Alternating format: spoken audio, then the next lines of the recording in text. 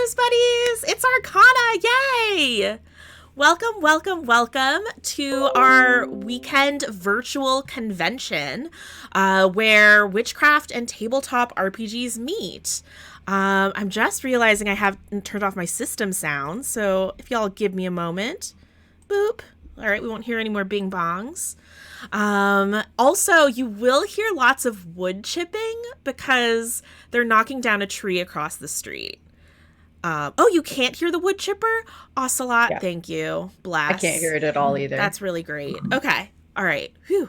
Well, where do we even start, TK? I'm excited. And everyone wishing me a happy birthday. Thank you so much. Yeah. Y'all are Well, sweeties. I mean, we've got this whole week ahead of us. So I wanna kick off obviously the most obvious first question for you, Lisa. Why bats? Oh, yeah. So I used to work in the restaurant industry and I worked in marketing. So I would do a lot of research about our food systems and our agricultural systems. And Uh-huh. as I was doing that, learned that bats play a really crucial role in our ecosystems. There's lots of plants that require night pollinators, and bats are, Sylvanshine says, because bats are the best, which, yes, but bats are also a really key night pollinator. So there are certain plants which we're going to learn about throughout the weekend because I've given every panel moderator a bat fact to share. But there's certain plants that actually need bats. Otherwise, the foods and drinks that we get from them, tequila, would just not happen because they wouldn't have bats to pollinate them. Okay, so follow-up question. Mm-hmm. The second obvious one. If you could cuddle a bat, which bat would you want to cuddle the most? Oh man, TK, you needed to send me this in advance because this is No, a I really important question. We've got an hour of these questions that I was like, I should have sent this to Lisa, but I didn't. No, I actually like that these are surprises. I just learned about, oh my gosh. So Ocelot in chat says the flying fox, which are some of the largest bats. That actually scares me. That they have wingspans up to 6 feet. That's a big hug. That's a really big hug. They probably give good hugs. So if I Yeah. could get over being terrified, because they would got 100% look like a cryptid. They're little wing nubs and they just like skirt your back a little bit. Oh, back Their little scratch. creepy hands. Yeah, they're Creepy little hands. eldritch fingies. I want to say the bumblebee bat, which is like the size of a penny. I would just give it like a little. I would just like hold it next to my face. Yeah. Just get a So little. yeah. I actually wrote an addendum to this question, which is like, I know you've mentioned the bumblebee bat. Hey, this is how you know TK knows me. Do you love all your children equally, or is there like a favorite bat besides the bumblebee? The white Honduran bat, which is actually what my emotes are on this channel. It looks like a little cotton ball with like little yellow ears and a little yellow nosy. And they hang out in groups on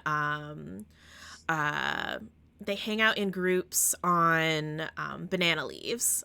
So they're super cute, all clustered. My God, that sounds so adorable. Do you have any conservation bat facts for us to share? Can we take a quick academic thing and just be like, hey, look, bat endangerment is no joke for sure. Well, as I mentioned, folks were sharing bat facts throughout the weekend, and I gave all the other moderators what I thought were the coolest bat facts. But I did prepare one, which I thought kind of emphasized the importance of bats, which is big part of why we're doing this event. Part of it is to just enjoy some conversations about witchcraft and tabletop, Mhm. and all places they intersect. But the other part of it is as a fundraiser for Bat Conservation International. So my bat fact, TM, is over 300 species of fruits and many other species of plants depend on bats for pollination. That's a lot. That picture that Ocelot shared, that Mubot was like, no, and then I was like, yes, and so I reshared it. It's very cute. Oh no, sorry, Ocelot. Moobot can get intense. Yeah. But I do want to mention, so if you want to donate to Bat Conservation International, the mods are sharing our Tiltify fundraiser in the chat. There's also a link by the Bat Conservation International logo underneath this video stream right now. I'd set our initial goal at 500 and posted that on my birthday, and Rose Buddies were so generous and sweet. We blew past that 500 and are now at 600. So I've raised the donation goal to 1,000, which I would love to meet and beat. So let's say this convention ends, as all things must, at the end of this weekend. Eventually the Tiltify ends, or people maybe don't have money to support the charity right now. Is there anything that's like actionable for us as people that we can do to just kind of like help some bats out? Well, I mean, there's a number of things, and I know you know that, TK. But the one thing, a couple things I know is just to get educated about bats. One of the things that is really harmful to them is that there are a lot of like negative stories about them. People think bats are just gonna, if you see a bat, it's just gonna come up to you and attack you and bite you. So people try to get rid of bats. It's also, and so educating yourself about bats, supporting local efforts, those are a really big deal. You can also install, similar to bird houses, bat houses, so that bats have a little home on your property if you're able to do that. So cute. Yeah. That's so cute. What else can you do, TK? Well, I found out a couple of really wild things that I hadn't considered. Like we talk a lot about how cats are like very dangerous to birds and stuff. Bring your cats in at night so they don't mess with. Honestly, if your cats go outside, supervise them, just straight out. But yeah, also for the cat's sake too. Yeah, for crying out loud, like. But yeah, like bring them in at night and stuff, because cats don't usually eat bats, but they will play with them, and cats don't know when to stop. So bring those in. Another big thing for bats, fly traps and pesticides, anything that either kills or debilitates insects that bats would typically eat. Those things can poison bats, or they can even trap bats. Lots of bats get trapped on like fly paper and things like that. If you're going to hang up fly paper for your outdoor areas, make sure that they're within like a screened room, like a screened porch or something like that. Or consider like other ways that you can ward off insects, such as like citronella candles or something like that. Because those things are things that can be very like damaging to bats, and they can hurt them. I didn't know that about the fly traps. I found that out today. It was wild. Anytime that you're like putting up artificial lighting or anything like that, if you have a bat house, don't put a lot of artificial lighting around your house. They can be very averse to artificial lighting, and it will keep them from leaving their roost. They can become entombed in their roosts. They can starve. It can be very difficult for them to go out there. So don't put out a bunch of like artificial lighting or anything like that. Yeah.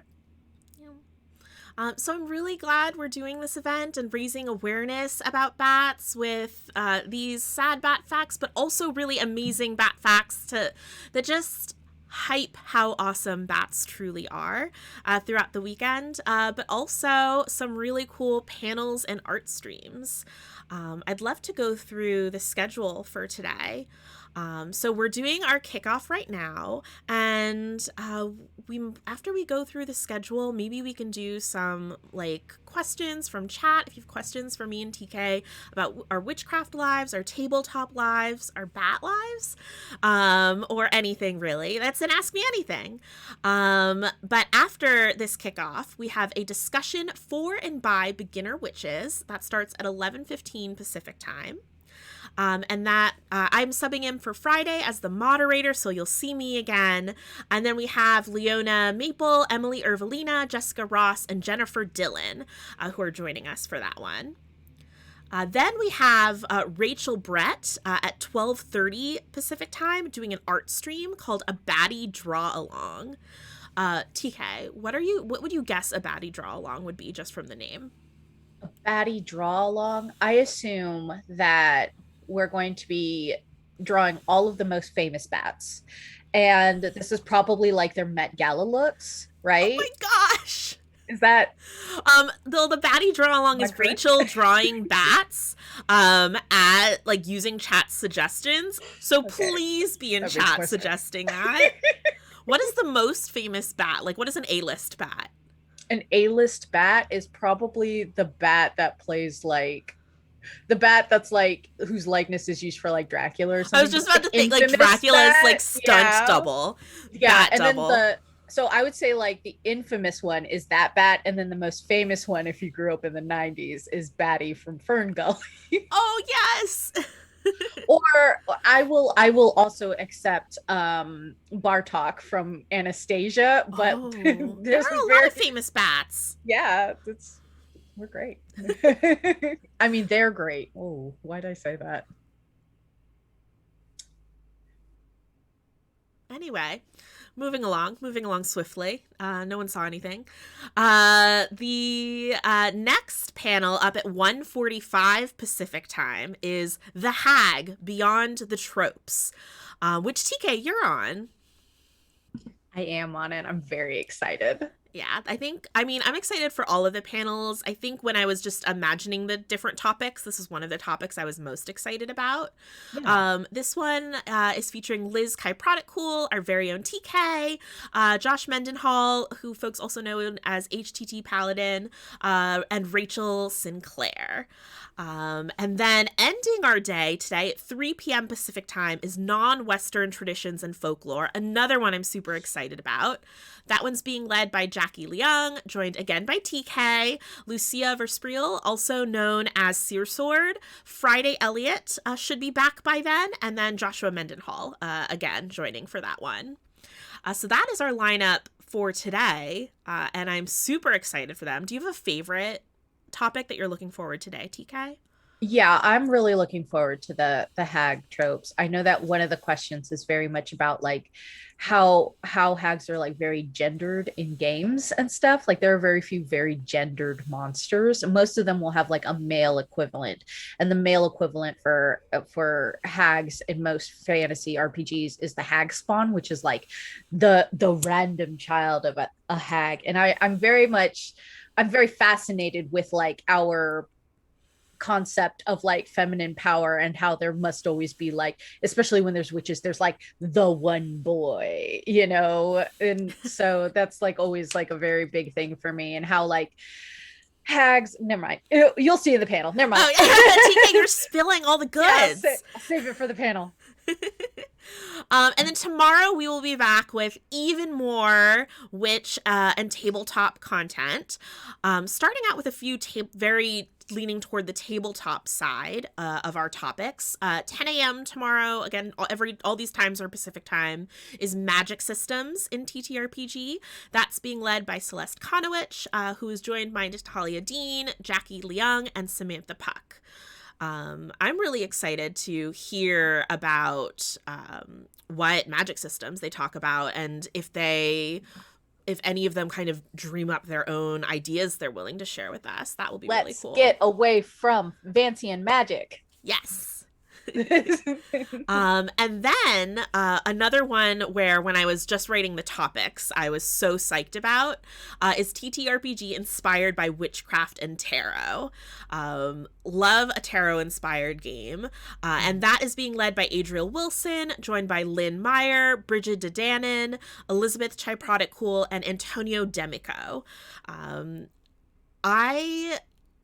just particularly excited because Liz actually just wrote and kickstarted a game that uses tarot in the mechanics. So I'm really excited to hear about that. And then Antonio made this whole witch D&D 5e supplement, Hexbound. So I'm particularly excited to hear their thoughts on those things they just recently launched. Yeah. So that is at 11:15 a.m. Then at 12:30 p.m. tomorrow is Bleed from Craft to Game and Vice Versa. Now, this is one of the topics that was pitched. Was the only one I could fit into the schedule, but it sounded like a really cool topic about how like you kind of maintain separation between your practice and your tabletop experience from a design or play perspective, or if you don't maintain those boundaries. And that is being led by Dan Lehman Kennedy, joined by Kat Cool, Nikki Jeske, and TK. You're on that one as well. I sure am. And then at 1:45 Pacific time, Bridget Dedanen is joining us again for an art stream for interactive tarot design. So folks might have seen on her Twitter, she posted a poll asking what tarot card folks would like her to illustrate. And then she's going to illustrate those with chat's input, which should be a cool bit of insight into how different types of symbolism and shared wisdoms come across in a card. Really, really psyched for that one. And then finally, we're ending our weekend at 3 p.m. tomorrow with Intersectional Witchcraft. That one is being led by Leona Maple, joined by Kelly Shaver, Jessica Ross, and Lucia Verspreel, aka Seer Sword. Oh, so that is a jam-packed weekend. It really is. I'm very excited to watch all of it. Yeah. Do you have a topic you're looking forward to the most tomorrow? So for tomorrow, I really want to see the tarot card designs. I love tarot card designs. I love them. So I always love to see how people, because like I have done tarot. I do own tarot cards. I am not good at it. So it's very interesting to me because I'm more of a scryer for my divinatory practices. So it's hard for me to like visualize stuff through cards and try and like find meanings. So it's always interesting to me to like see how people design the cards just as like art pieces and how they, I guess, sort of like condense the meanings that they want into like an artistic medium. Yeah. I just love it. And I'm a really big fan of non-traditional tarot. So it's going to be really cool to see how Bridget combines maybe some really typical types of symbolism taken from the Rider-Waite-Smith tradition for the card that she ends up illustrating. I voted for Eight of Wands, but I think that was in last place, last I checked. And whether she brings any sort of totally new ideas incorporating suggestions from the chat too. Yeah, I like seeing those, and I like seeing people design like oracle guides and things like that, just to see like where they find this sort of divinatory inspiration and stuff. I don't know, it says a lot about a person anyway, tarot does, and then going a step further and seeing like what really resonates with a person when they put it on paper is so fascinating to me. Yeah. Also, one of our moderators just sent me a really nice note to let me know I'm totally pronouncing what I've been saying is Bridget, but is actually Breed, is how she pronounces her name. So, one, sorry, Brie. So sorry for that. And two, I think that's a good time for me to actually make sure I thank all the folks behind the scenes who are helping to make ArCONa happen. So if you go to lisapenrose.com/ArCONa 2021, you'll find our website that has a list of all of our volunteers. So there's going to be so many people you see on screen, and I'm very grateful for them. But I want to make sure everybody knows about the folks you're not seeing on screen who are basically saving my life this weekend.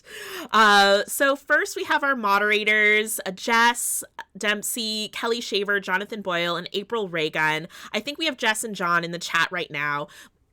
Bless you all so much for doing a lot of the heavy lifting and last minute stuff. They're helping me schedule tweets. They've made all of our commands. They're coordinating giveaways. So huge thank you to them. And then helping out with a lot of the graphics, including all the overlays and graphics that you're seeing today is Meredith Gerber. So big heart to Meredith. Any other graphics are really thanks to her art direction. Too. So huge thank you. The bat facts that you're going to be hearing throughout the day or throughout the weekend really were gathered together by Heather R. Edits on Twitter. She's credited on our site as Bat Fact Researcher. I love that.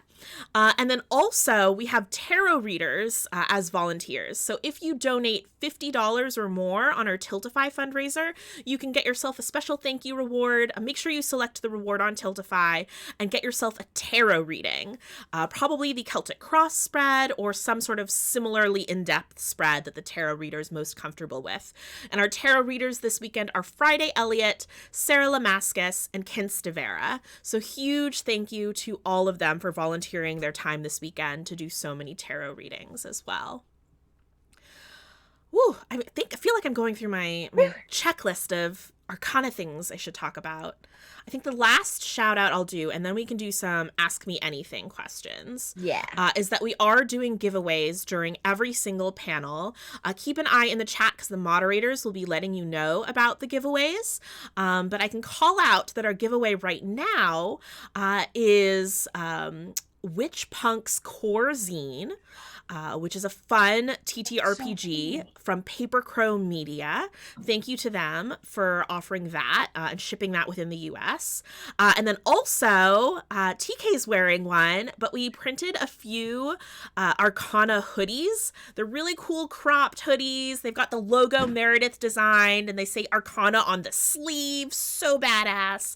We are raffling an extra large cropped hoodie as part of the giveaway as well. So make sure you're checking out the details in chat for how to enter. Oh, for those wondering, I'm wearing a medium. Oh. And even cropped at a medium, it goes below my belly button, sitting down. If that's important to you, standing up, it's just above my navel. So I am 167 pounds, if that's important to you, and I am 5'2". Yeah. So. I feel like I could probably get away with wearing a medium. I'm usually a large, but I actually ordered an extra large just because I really like them oversized. And it's such a cozy hoodie. This is kind of nice. Yeah, at 5'2", almost 170, this is still very big on me. It's so they're sized like, so I'm like right here. Yeah, so I think you could do a medium fine. Yeah. But yeah, so this is our cozy kickoff. So now that we've got all of the ArCONa deets out there, we did our job, we can get cozy. I've already finished my coffee, but I'm going to pretend to drink it. Ooh, getting cozy. Yeah, for people in chat, yes, I give off very tall energy, but I am 5'2". I think you're taller than me, aren't you, Lysa? I'm 5'2.5". Oh, yep. it's that half. Just a bunch of little cuties. Little tiny cuties. This is so tiny. Little witches living in pumpkins. Oh my god. Could you imagine living in a pumpkin? Ocelot mentioned the magic word. Are folks in chat drinking any morning beverages? I did coffee because I'm producing all day. So need that caffeine. What? That cup's so cute. Yeah, it was. Little crow. Hadil got it for me for my birthday like 2 years ago, but I love it. But I'm all out of chai tea, so I have to pour myself some more hot tea later. At some point, I need to try to sneak away from the computer to brew some tea. Everyone's drinking coffee this morning. How dare you? I'm sorry. So Lysa, you said you're looking forward to the beginners witches panels. How long have you been practicing? Since before we met, right? Yeah, I mean, I've been practicing since I lived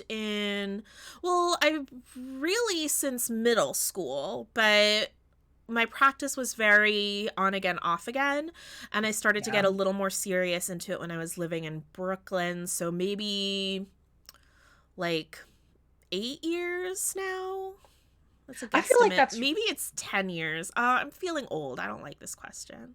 I feel like that's really Birthdays. Common for I feel like that's really common for like femmes that grew up in like the 90s and early 2000s too, is that like around middle school we're like, I don't know about this patriarchy. Yeah. And we're like, I'm gonna go do witch stuff. Yeah. Then in high school we're like, well, I can't throw a fireball. I guess I'll go back to patriarchy. For me, it was I would hang out at Barnes and Noble. Oh my gosh, I feel a sneeze coming on. Oh no. Oh no, it went away. Okay, that's fine. I would hang out at the Barnes and Noble. All the cool kids would go to the Chili's next door. I don't know if it's like a law that where there's a Barnes and Noble, there's a Chili's. But Mhm. kids would hang out at Chili's on Friday night, and I would hang out at the Barnes and Noble next door instead because no one invited me to Chili's. But when I got bored of the young adult fiction section, I would just wander around, and that's how I found the New Age section, where there were books about, I mean, there were tarot cards, there were books about everything. I gravitated a lot towards stuff about like the astral plane and dream and like controlling Yeah. your dreams and like dragons on the astral plane. I don't know. That's where I started. I feel like a lot of us like start with like dreams and stuff because it feels like very like gateway to magic where it's like, well, everybody has Yeah. dreams. So, do you feel like with the panel that there is more to learn, or are you looking forward to learning something new with the panel?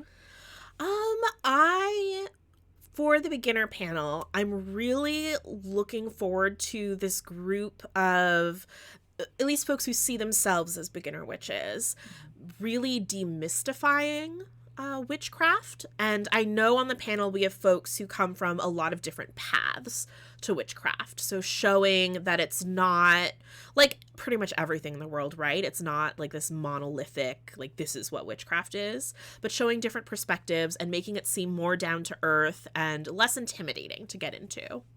Okay. Yeah, no, that makes total sense for sure. Um, and I really like that, like the idea. I wish that there had been something like that, especially with people who looked like me, Mm. on that were available for things like that when I was first starting out, because it's very hard to be a solitary practitioner and look for guidance, and everybody looks like the main character from Midsummer, Mm-hmm. and it just feels like everything feels so, I guess for lack of a better word, like inaccessible or foreign to you, and you're just like, I can't resonate with this.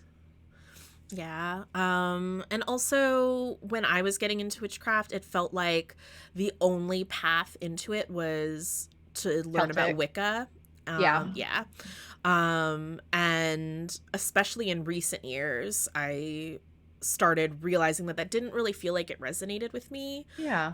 Like my ancestry comes from a really different place. My family is completely from China, and I felt like do when I went to the pagan Pride Festival here in Seattle, and I went to like it was like an interactive panel, and they were like calling on ancestors, and everyone in the room didn't look like me and was like calling on Vikings and Celtic gods, and it was just like, where do I belong in this?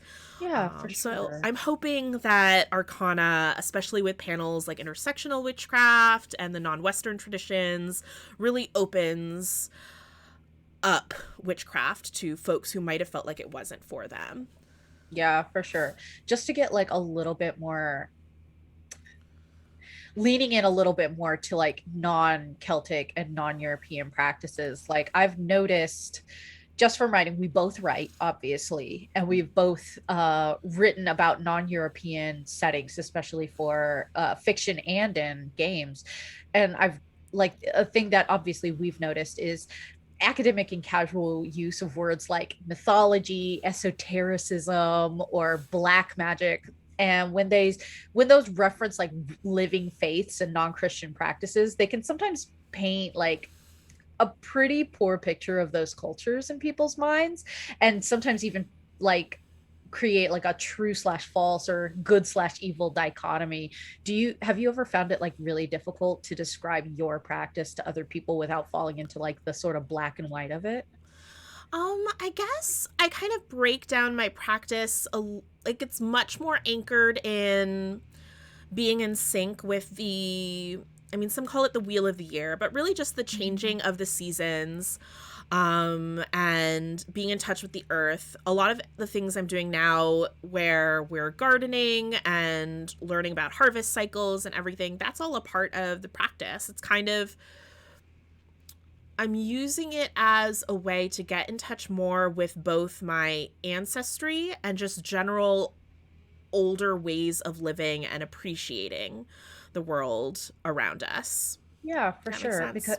Yeah, it does, because it's like when you think about it, when you strip all the names off of like all of the sabbats and stuff like that, you really get like a spring started, summer started, the moon is full, the moon is not full, like very it's cold outside type of stuff. Like, yes, of course we want a ritual of lights right now. My ancestors are from like Siberia or northern Scotland, where the sun doesn't set until like Mm-hmm. 2 in the morning half the year. And it's like, of course we want a ritual of lights. So yeah, for sure. That definitely makes sense for sure. What about you? Where did you find your path? Was it something as part of your family or something you found on your own? Half of my dad's family, so you know that I'm black and white mixed, and faith is a very like difficult path for a lot of black people in America. And honestly, it almost any colonized people, faith is very difficult when you're like completely cut off from your like history and your ancestors and stuff like that. I'm an animist. I practice ancestor worship and the idea that godhood and spirits and ancestors can imbue themselves in everyday objects. And I have a lot of family on my dad's side that practices like voodoo and hoodoo. I also practice hoodoo, though hoodoo isn't what I would consider. A lot of people consider it secular, and so do I. Even though it uses like a lot of Bible verses. And I guess it was just a way of like trying to find some handle on like my black ancestry, you know? Mm-hmm. It's like because all of that is so out of reach.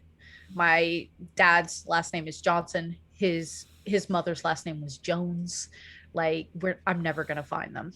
Like, let's be honest, I have no idea where they are. It's and a lot of black people won't, and Mm-hmm. it's the closest thing that I have.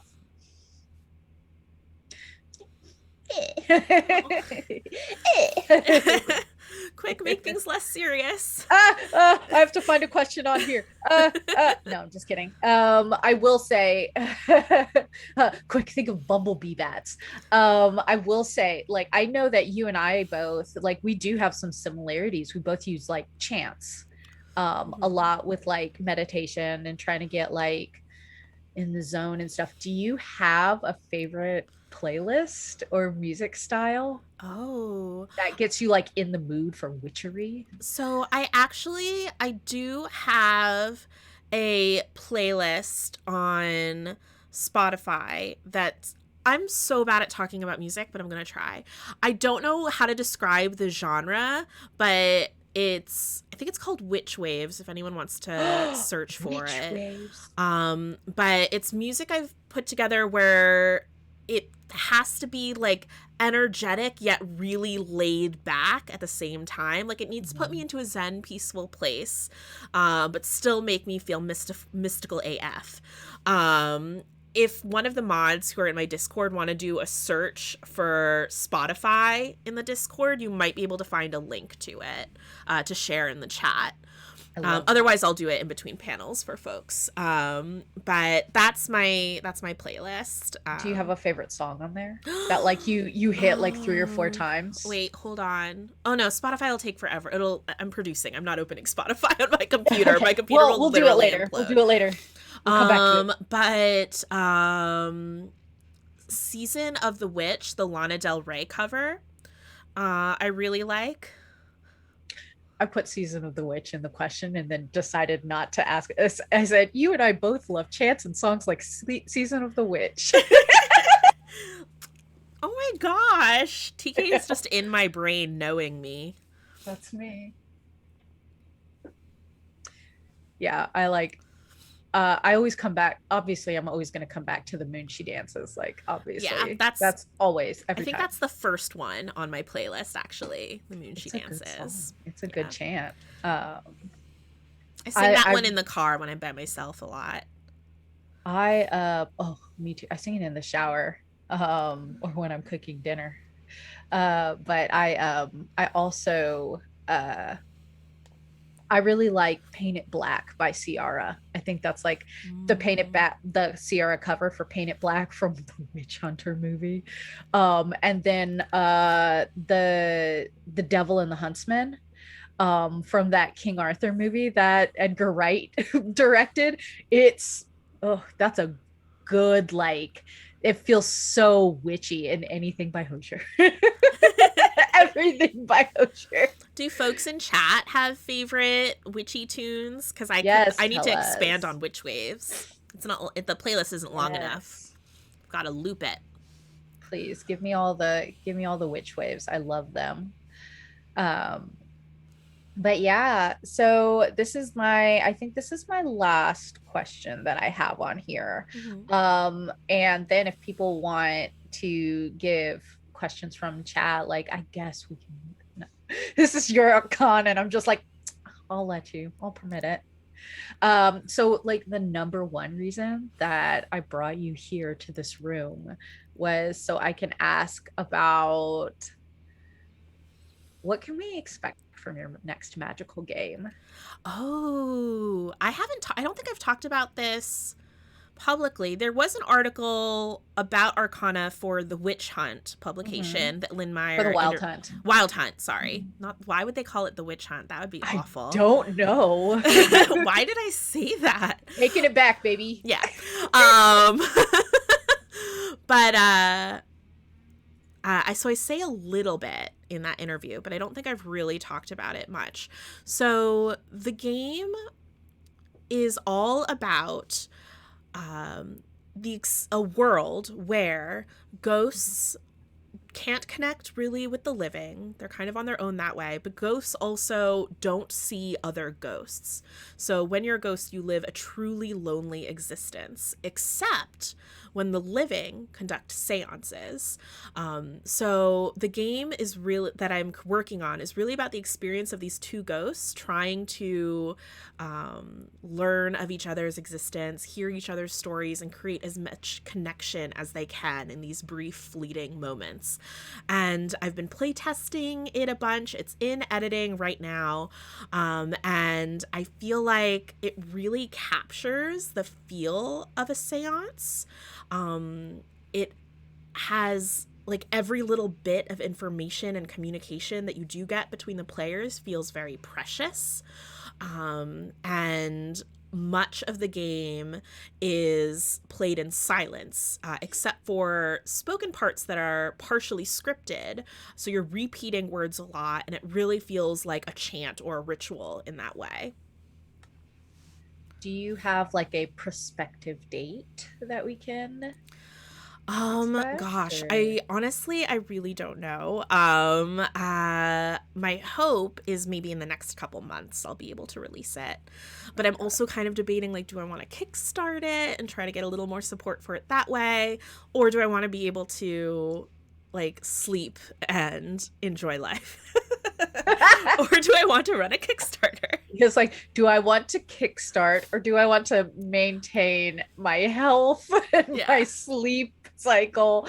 I was just thinking of like you announcing it around like Shigiri or Samhain or something like that. I think that would be so, but I understand. I will wait personally. Oh, that would be good timing, but I'm just impatient. I want everyone to play it right away. I know. Me too. All right.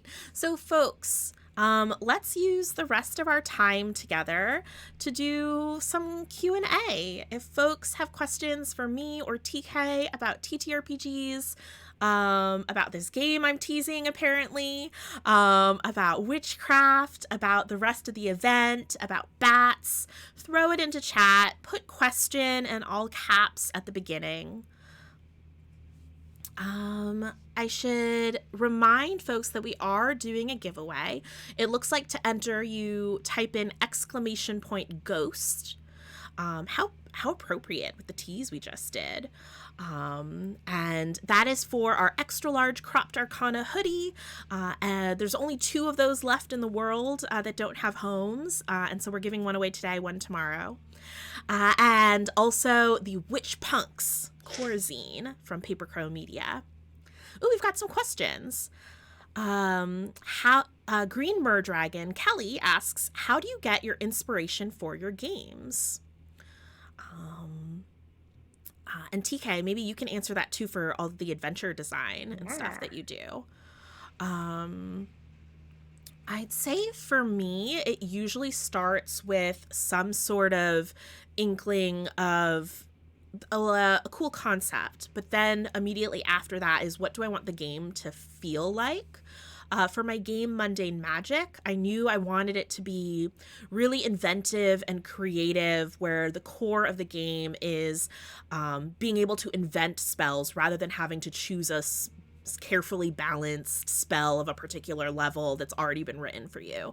I wanted the whole thing to be improving how to use your magic. So that ended up really informing what sort of mechanics I used for Mundane Magic. For the secret ghost game I'm working on now, I wanted it to feel like an actual seance. I wanted it to be a more serious, less silly game, although it certainly can be played silly if you want to. And so that informed a lot of the choices I made, like the game being played in mostly silence. Yeah, for my adventures and stuff, when it comes to inspiration for like one shots or adventures, I usually look at the impact of a typical adventure a typical adventuring party on the world around them. So for Twisted Roots, it was very much like, okay, well, people we've just established that people are just trompsing around Chult doing whatever they want. Let's imagine, for example, if a missionary went to Chult and decided to adopt a baby and bring it back, like what kind of problems come back with them? And a lot of those problems are like a loss of identity and things like that. And how can we turn that into like a magical issue that and that adventurers can somehow either solve or mitigate, or help with. And that's usually like a big thing for me, is like it's usually stuff that either impacts the Black community or like colonization and things like that, and then turned into a problem that adventurers can kind of solve without solving like what the actual root is. So they're not solving colonialism, but they are helping with the impact of this other person's poor Mm-hmm. decisions, and also making the players think about like, maybe we shouldn't take babies out of Chult. Mm-hmm. So Mm-hmm. It's nice having something solvable so you can feel a little bit in control over yeah, things in a game. yeah, That's for fun to sure. see. I'm going to jump over a couple questions and then go back because this is related to what I just said about mundane magic, I believe. Ocelot asks, how do you avoid having players accidentally raise power with games like that, and how do you do it safely? So that was my big question in mundane magic. If I'm not creating, like prescribing particular spells that people can choose from, how do you rein stuff in instead of just letting people do like literally anything and making the game like kind of too easy? Mm. And I solve that in two ways. One is that like I actually kind of encourage players to stretch the limits. But the other way is I help create a box in which they can be creative in terms of the flavor of their spells. In Mhm. mundane magic, you choose a focus, and the focus might say be like one of them is a green flame candle, and so then your magic is flavored as fire magic. One of them is a scrying mirror, so that's all about like bending light and such. And you can do anything, but you have to try and role play it in a way that fits your focus. Yeah. That's one box that lets you be creative within. And the other thing is that the main mechanic are spell tokens, which you can imagine as like a cards or like a two-sided coin, or I guess all coins are two-sided, you know what I mean. And you can redeem 1 to 3 spell tokens. The number of tokens kind of speaking to the powerfulness of the spell you're casting. And once you use those, they flip over and become chaos tokens, which is a resource that the game master can use. So if you cast a more powerful spell, you're giving the game master some more powerful fuel. And so that kind of helps balance it and creates this like pendulum feel to the game, Yeah. which I was personally really proud of once that mechanic clicked for me. Yeah, for sure. Yeah. Okay. Small Dragon 13 asks, will we be seeing you two streaming an actual play game at some point in the future? We have been in games where one of us is the GM, one of us is the player, which we call that series of games the Clooneyverse. They all center around these three mystery investigator sisters, the Cluett sisters. TK was the GM first. I GM'd recently, and you can find those games on my youtube.com/Lysa Penrose. But we're talking to the team about when we might do a follow-up actual play, and TK and I get to play together again, if that's the case. Yeah. Yeah, so super exciting. Yeah. I believe Eugenio was looking to be the DM of that, but it's not for a couple months because we're all very busy, but still. And we want it to stay like fun and not work for people. Yeah, for sure.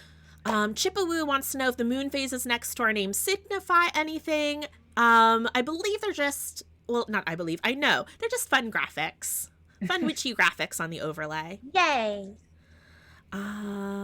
Let's see.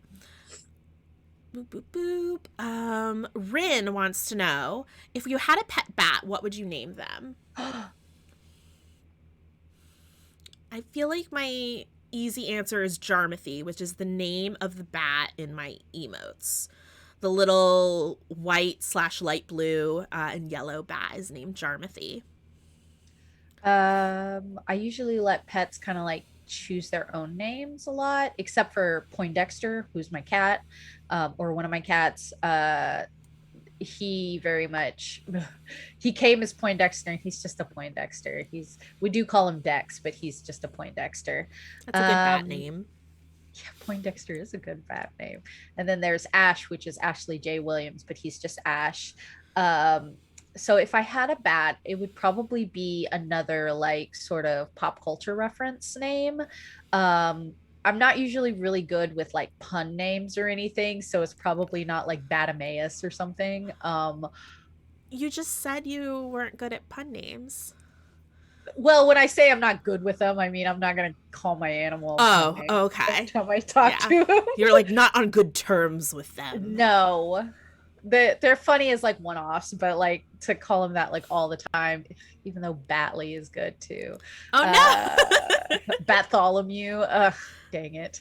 No, no. It would probably be like a sort of like biblical cool name, like I don't know. I kind of like Abednego. That's probably cool.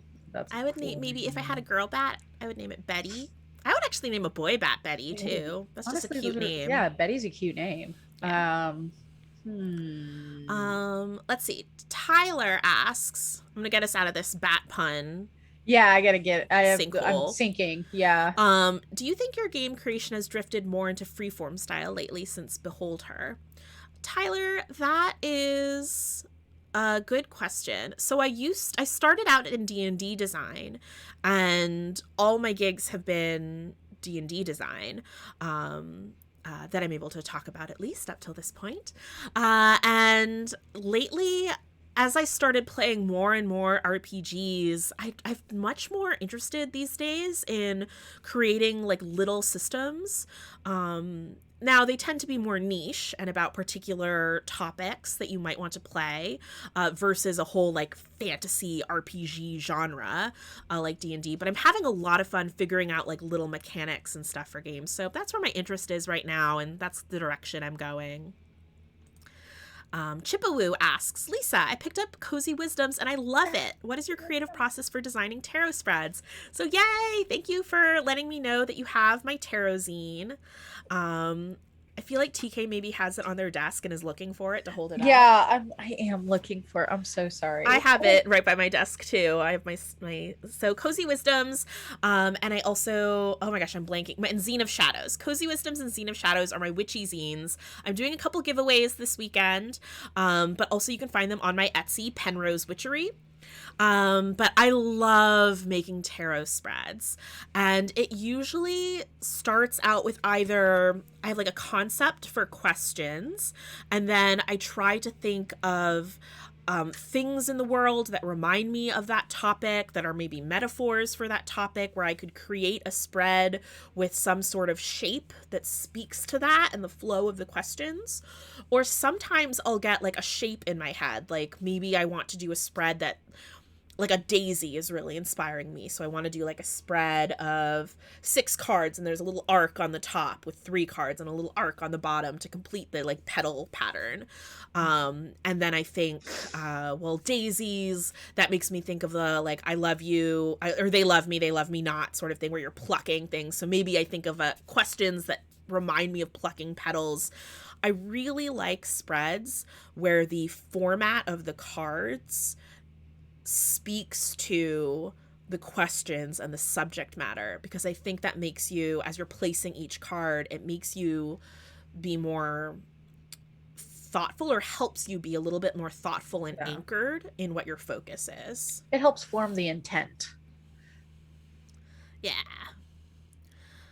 Ooh, let me see. Scrolling through the chat. Oh, Small Dragon was a Miss fan. Yeah, if you liked Tales from the Mist, you're going to freaking love the Clooneyverse. You're going to really love that. Especially the first series, Haunting of Good Society. Oh, I see Sylvan Sign asked a question. What TTRPG has your favorite magic system? Oh, Mundane Magic. I like Mundane Magic. I liked 10 Candles. I think that so my big thing is that like I don't like fancy and magic systems. So Dungeons and Dragons usually has like my least favorite, because I think that, I don't know, there's just something about the idea of putting like fences around magic that's just like, all right. Because it's like, well, if all magic, if this magic is controlled by like Vancian magic, to where like spells are like recipes that you basically have cooked up in your head, and you remember or you don't remember, like you have to have access to it, to this recipe in order to make it. How do you make new spells? Like there's not a lot of mechanics around like how you would make a new spell, because God forbid if we did. And you know how to make them outside of the world, but not necessarily in the world. So you're just like, oh, I guess these spells just like pop up out of nowhere then, whatever. Yeah. It's just really interesting. But I like things that have like 10 Candles made me feel like I had a lot of access. Mundane Magic made me feel like I had a lot of like freedom. I had that grimoire as a focus, and I used that shit for everything. We used it for encyclopedias. We used it for a phone book. I took a page out and used it as a pH strip to test pool water. Like I pulled money out of it. I just used pages as money. It was great. That was a great time. I said Mundane Magic to be kind of cheeky since it's my game, but I think also in the TTRPGs I've played, there haven't been a lot of specifically magic systems that give you that freedom and creativity. I think the only other game I've played that I can think of right now that isn't like D&D or Pathfinder, that had what I think is like a specific magic system, are Powered by the Apocalypse games. And so those also are like moves. So in most cases, they are prescribed things you can do. So that's one reason I'm really looking forward to the magic systems and TTRPG panel, because I want to learn about magic systems in other games. Yeah, I played what's that one that Monty Cook did that was like very mysterious, Invisible Sun, and I was like, there's too many magic systems now in this game, because there's like 4 or 5 different magic systems, and then you also have ciphers and incantations and cantrips, and then like different things that are technically spells but don't classify as spells for the mechanics. I'm like, this is so much. I just want to do it. I just want to do a magic. Just please let us do a magic. It's a lot of work. I'm curious. I can't wait for the panel, which is not until tomorrow at 10 a.m. Pacific time. But do folks in chat have favorite magic systems and games? Because now I'm just itching to learn about more. Yeah, tell us. Now we wait the extra minutes for the message to we get just out sit to here the chat. like beaming. Like, tell us. We have 6 minutes. Tell us everything. What was the TK as you were doing bat research this Mhm. morning? Was there something that was like the most surprising bat fact for you? The most surprising bat fact. Oh my gosh! I found out. I immediately tweeted after I found out about the Mexican free-tail bat. That's the fastest bat in the world. Do you know how Fastest fast that mammal is? in the world, Fastest at least mammal for in the those world. moments. Yeah, for the bursts. Yeah. Because it can fly in short bursts. Chat. It can fly in short bursts up to 100 miles an hour. That's like terrifying. I feel That's like that bat so could scary. literally fly That's through me. incredible. Yeah, 100 miles an hour is fast. It's so scary. Fast boy. That's so cool. Little fast lad. But they are like really at risk and stuff for extinction. They're like pretty endangered because they can only roost in a couple of areas. Like they have very like limited areas that they can roost, and those are all being like torn down and stuff and replaced with like housing and stuff, and that like really sucks. I think I did not give someone this bat fact, but that bat plays a really important role in, I think, Texas or possibly Tennessee, where there's a pest that is really destructive to watermelons, and there was one other type of fruit, and there's a university that keeps like hundreds of these bats, takes care of them in these caves, and they help keep those pests in control.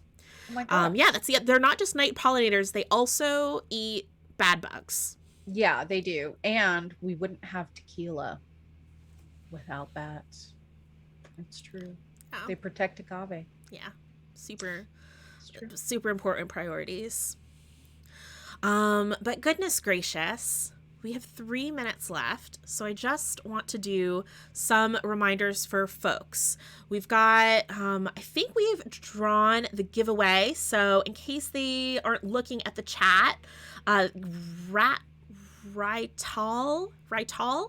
That's how we're going to say your name. Rytal, congratulations. You have won the giveaway. Please ping the mods if you haven't already to claim your prize. We've got more giveaways coming up. We've got more bat facts, and coming up directly after this, our 15-minute break will be a discussion for and by beginner witches. If you are enjoying this convention, you're planning on sticking around this weekend or popping in and out, the recommended donation, it is a free convention, but we'd love if you donated $10 or more to Bat Conservation International. I really want to hit that $1,000 goal. If we can do that today, that would just blow my mind.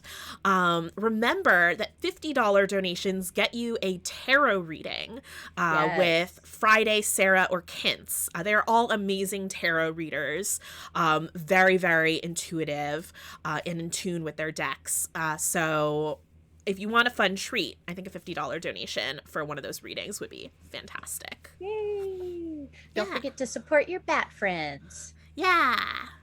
TK, out of all the many panels you are on, not this kickoff, which panel are you personally looking forward to the most?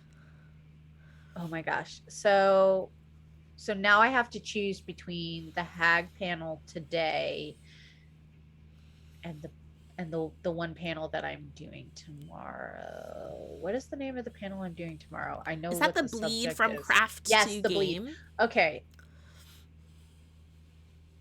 Oh, and you've also got non-Western traditions and folklore today as well. All right, you're right. Nope, it's folklore. I'm excited about the hag one, but I'm also excited about folklore because that was my major in college. Oh, you're going to drop the knowledge. Yes. That's my major. So yeah, I was a history major with a minor in religious studies and emphasis on fairy tales and folklore. Nice. So we've got a minute left in this kickoff, so I guess we should do some sign-offs. TK, folks are going to see you again later this weekend, but where can they find you in the meantime? I'm TK. I write spooky stories on the internet. You like spooky stories, then you can read them at my website, tkjwrites.com, or you can follow me on Twitter, TK Joins the Fray.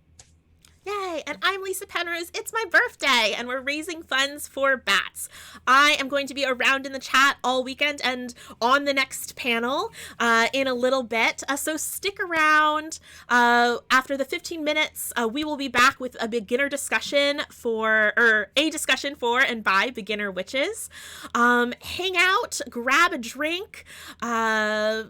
And gosh, I don't know. Words are hard. I will see you all soon. I'm so excited. Yay, ArCONa!